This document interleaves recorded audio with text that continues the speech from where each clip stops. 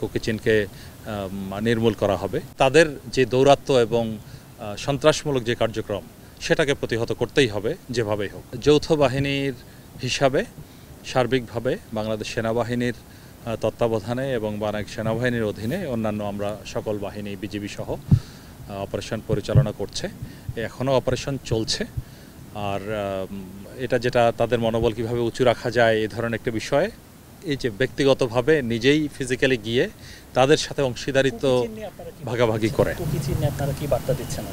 আমরা আপনারা সরকারের বার্তা দেখেছেন যেটা যে যৌথ বাহিনীর অপারেশন চলবে এবং এই কুকিচিনকে নির্মূল করা হবে।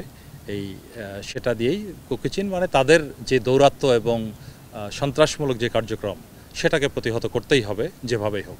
এটাই আমাদের যৌথ বাহিনীর মূল উদ্দেশ্য।